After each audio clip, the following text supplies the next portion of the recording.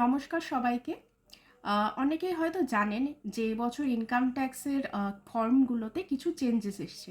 তার মধ্যে যেটা সবথেকে গুরুত্বপূর্ণ, যেটা সবাইকে মোটামুটি ব্যাংকে যাদের ডিপোজিটস আছে বা পোস্ট অফিসে যাদের আমানত আছে তাদেরকে এই ফর্মটা প্রতি বছর ফিল আপ করতেই হয়, সেটা হলো ফর্ম 15G 15H। এই বছর এই ফর্ম 15GH এর বদলে যে ফর্মটি এসছে নতুন, সেটি হলো ফর্ম নাম্বার 121। তো বিগত কয়েকদিন ধরে ব্যাংক এবং পোস্ট অফিসে দেখা যাচ্ছে এই ফর্ম ফিল আপ করতে অনেকেই, বিশেষ করে সিনিয়র সিটিজেনরা, খুবই অসুবিধার সম্মুখীন হচ্ছেন, কারণ ফর্ম্যাটটি পুরোই চেঞ্জ হয়ে গেছে আগের ফর্ম 15GH এর তুলনায়। তো আমি ভাবলাম যে সবার সুবিধার্থে একটা ভিডিও করি এই বিষয়ে। তো আমি বেশি ডিটেলসে যাচ্ছি না, খুব সংক্ষেপে যে এই ফর্মটি কীভাবে ফিল আপ করা যায় তার বর্ণনা দিই। এই ফর্মের দেখবেন 3টে পার্ট আছে, পার্ট এ, পার্ট বি, তারপরে কিছু নোটস রয়েছে।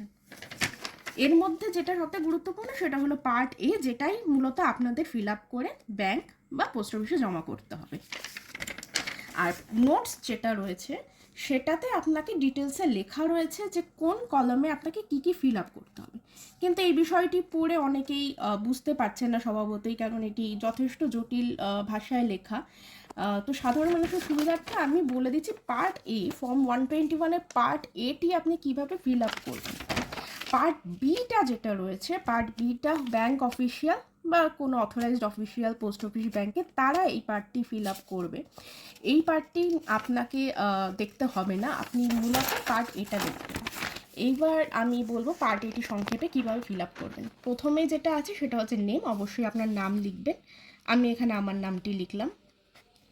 অ্যাড্রেস, এখানে আপনার ঠিকানাটি দেবেন, আমি আমার ঠিকানাটি লিখলাম। পার্মানেন্ট অ্যাকাউন্ট নাম্বার 3 নাম্বার কলমে রয়েছে, মানে আপনার প্যান নাম্বার। স্টেটাস, স্টেটাস হচ্ছে ইন্ডিভিজুয়াল, বেশিরভাগই আপনারা ট্যাক্স দেন ইন্ডিভিজুয়াল বেসিসে, তো এখানে ইন্ডিভিজুয়াল লিখবেন। 5 নাম্বার কলমে রয়েছে রেসিডেন্সিয়াল স্টেটাস। রেসিডেন্সিয়াল স্টেটাস, আপনারা সবাই ইন্ডিয়ান, তাই আপনারা এখানে রেসিডেন্ট ইন্ডিয়ান এটি লিখবেন। 5-এ এ নাম্বার কলমে রয়েছে if resident individual whether age is 60 years or more at any time during the tax year. এরপরে 5-এ নাম্বার কলম, সেটাতে লিখবেন if resident individual whether age is 60 years or more at any time during the tax year, মানে এই tax ইয়ার 2026-27, 2026-27-এর মানে April 2026 থেকে March 2027-এর মধ্যে আপনার বয়স যদি 60-এর নিচে হয় তাহলে আপনি অবশ্যই লিখবেন নো, আর যদি 60-এর উপরে হয় তাহলে লিখবেন ইয়েস। 6 নাম্বার কলমে হচ্ছে ইমেল আইডি, আপনার ইমেল আইডি দেবেন। 7 নাম্বার কলমে অবশ্যই আপনার কন্ট্যাক্ট নাম্বার, কন্ট্যাক্ট নাম্বারে কান্ট্রি কোড ইন্ডিয়ান যদি হয় +91 লিখে আপনার মোবাইল নাম্বারটি এখানে লিখবেন। মোবাইল নাম্বার 1234, আমি একটা এক্সাম্পল দিচ্ছি। 8 নাম্বার কলম হচ্ছে tax year for which declaration is made, এই ট্যাক্স ইয়ার হলো 2026-27, 2026-27 ফাইন্যান্সিয়াল ইয়ার বা অর্থবর্ষ। 9, এবার আসছি আমরা নেচার অফ ইনকামে। নেচার অফ ইনকাম হচ্ছে, আচ্ছা আমি এখানে আগে বলে নিই, এটা হলো ডিটেলস অফ ইনকাম। এই জায়গাটাই সব থেকে ইম্পর্টেন্ট এই পুরো ফর্মে, কারণ এখানেই আপনার ব্যাঙ্ক বা পোস্ট অফিসে যা যাবতীয় ডিপোজিট আমানত রয়েছে সেগুলোর উপর আপনি একটা ফাইন্যান্সিয়াল ইয়ারে 1 বছরে যা ইন্টারেস্ট পান সেইটারই ডিক্লারেশন হচ্ছে এখানে দিতে হবে আপনাকে। তো 9 নাম্বার কলমে রয়েছে নেচার অফ ইনকাম, সেখানে হচ্ছে আপনি এফডি, আরডি বা পোস্ট অফিস ডিপোজিটের উপর থেকে যে ইন্টারেস্ট পান সেই ইন্টারেস্ট ইনকাম। তো আপনি এই কথাটাই লিখবেন, এফডি ইন্টারেস্ট ইনকাম লেখার দরকার নেই, ইন্টারেস্ট ইনকাম। 10 নাম্বারে 10 নাম্বার কলম হচ্ছে estimated income for which declaration is made. এই যে আপনি পুরো ডিক্লারেশনটা দিচ্ছেন আপনার সারা বছরের ইন্টারেস্ট ইনকামের, সেইটা আপনাকে হিসাব করে করতে হবে। তো ধরুন আমি স্টেট ব্যাংকের এক্সাম্পল নিয়ে যদি বলি, আপনার স্টেট ব্যাংকে যতগুলো এফডি, আরডি বা অন্য ডিপোজিট রয়েছে সারা বছরে সেখান থেকে আপনি যতটা ইন্টারেস্ট পান, আমি কথার কথা বলছি, আমি একটা এক্সাম্পল নিয়ে, যে আপনি মাসে 1000 টাকা করে পান, আপনি হিসাব করে দেখেছেন, তো 12 মাসে আপনার হচ্ছে 12,000 টাকা। তো আপনি 12,000 টাকা এখানে লিখে দিলেন যে এটা আপনার 1 বছরের এস্টিমেটেড ইনকাম। শুধুমাত্র আমি বলছি এটা যে ব্যাংকে দেবেন, ধরুন আপনি স্টেট ব্যাংকে গেলে আপনি স্টেট ব্যাংকেরটা দেবেন এখানে, আপনি যদি পিএনবিতে যান সেখানকার সেই ব্যাংকের যাবতীয় যা আপনার রয়েছে তার উপরে 1 বছর যে ইন্টারেস্ট সেইটাই আপনি এখানে লিখবেন। তারপরের কলমে রয়েছে 11 number, details of form number 121 other than this form file during the tax year.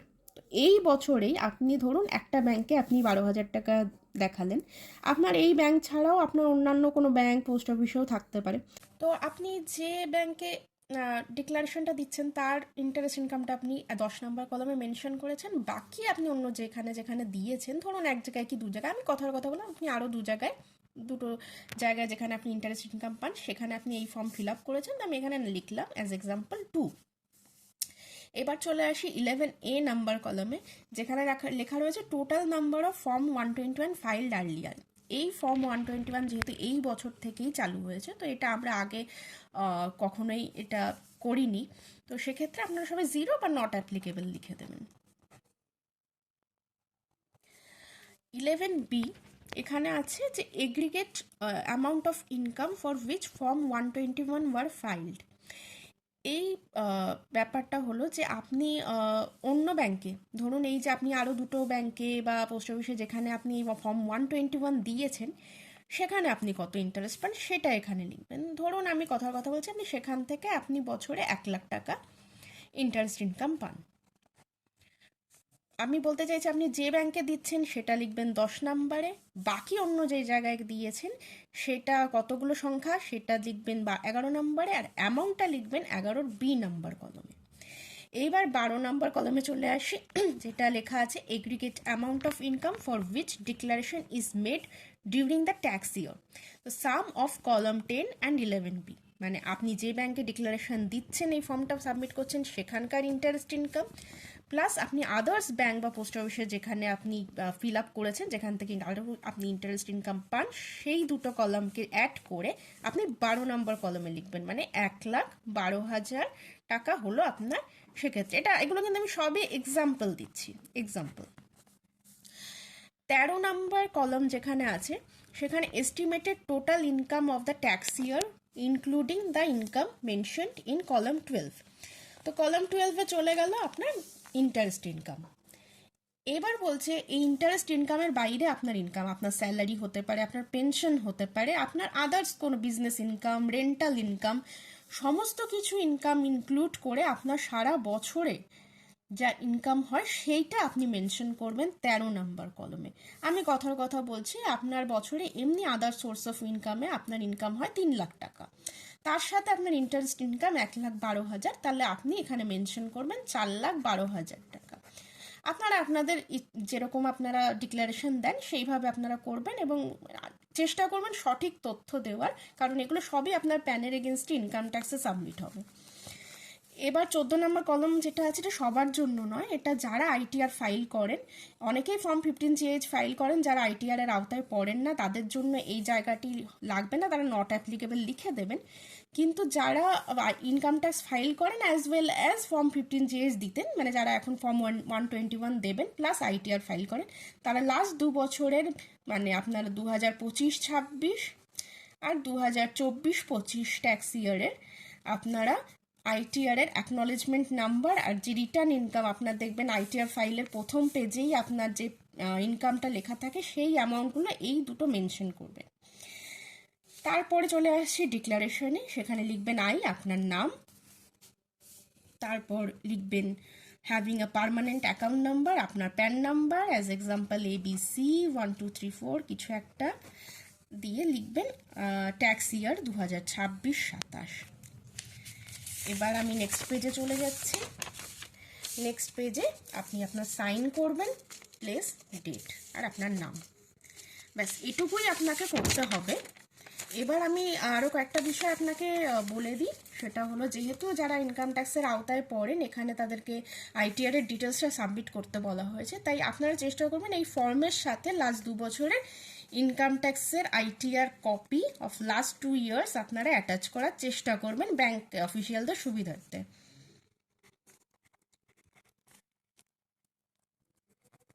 Plus আপনার প্যান কার্ড নাম্বার। কেন জানেন, ইনকাম ট্যাক্সের সমস্ত কিছুই আপনার প্যান নাম্বারের উপরই নির্ভরশীল। এই দুটো চেষ্টা করবেন এই ফর্মের সাথে একটু ব্যাংক বা পোস্ট অফিসে সাবমিট করার জন্য এই কপি। আর আপনারা আরও একটা কাজ করতে পারেন, সেটা হচ্ছে এই ফর্মে দেখবেন আগের মতো কোনো জায়গায় অ্যাকাউন্ট নাম্বার বা ডিপোজিটের অ্যাকাউন্ট নাম্বার হোক, সেভিংসের অ্যাকাউন্ট নাম্বার হোক, কোনো কিছুই মেনশন করার জায়গা নেই। তো সেক্ষেত্রে আপনারা চাইলে আপনারা যে ব্যাংকে সাবমিট করছেন সেই ব্যাংকের কোনো একটি অ্যাকাউন্ট নাম্বার আপনারা মেনশন করে দিতে পারেন বা কাস্টমার আইডি মেনশন করতে পারেন, আর তার সাথে আপনার কন্ট্যাক্ট নাম্বার। এটা অবশ্য ফর্মেও একটা মেনশন করা আছে, তবু এই দুটো চেষ্টা করবেন একটু মেনশন করে দিতে। আর তার সাথে আপনারা এই দুটো attachment, ITR copy of last 2 years যদি অ্যাপ্লিকেবল হয়, যদি আপনার আইটিআর দিয়ে থাকেন, প্লাস প্যান। তো আশা করি এবার বুঝতে কারোরই অসুবিধা নেই। তবুও যদি অসুবিধা হয় অবশ্যই কমেন্টে লিখবেন। কোনো ভুল যদি আমি বলে থাকি বা আরও কিছু সংযোজন করতে হয় সেটাও অবশ্যই আপনারা কমেন্টে মেনশন করবেন। ধন্যবাদ।